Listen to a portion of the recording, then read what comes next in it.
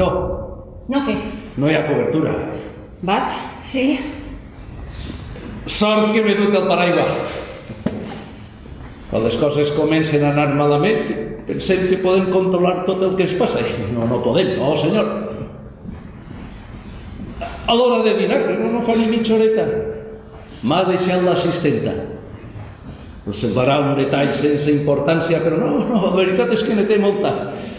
Mari Carmen treballava fa més de 20 anys a ma casa. Els assegura que l'apreciava. Sort que m'he dut el paraigües.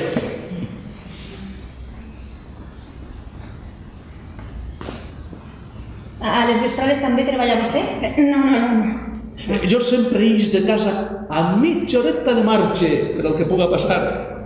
Ens podrien quedar tancats en l'ascensor mitja hora i jo no arribaria tard a la universitat.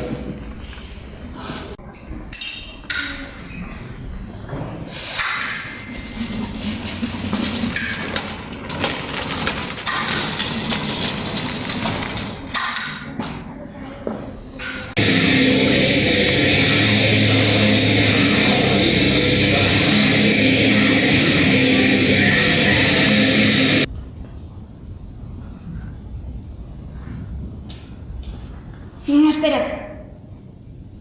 Què passa? Ai, no sé, em fa llàstima. Qui? El vell? No, la gata. Aquesta pobra bèstia no en té la culpa. No li passarà res. I si es mor? Només és un sedan. Segur.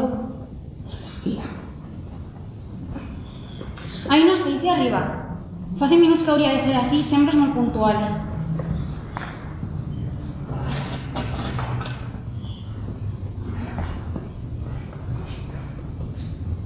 Tu vols fer-li la broma o no?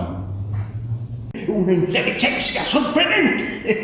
Per exemple, Misha, que així es diu la meva gateta, una gateta d'angora preciosa, no crec? Doncs Misha, quan jo vaig a la nevera i ella té gana i vol que li doni de menjar, saben el que fa?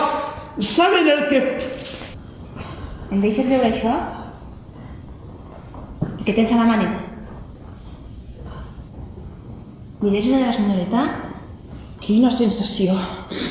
Oh, ara em venen al cap. Encén. Pam! És l'examinador amb el cap esclafat. I pam! I l'amigueta criar malves. I pam! La tia de l'ascensor ben morta. Que estàs al cel, siga venerat el teu nom.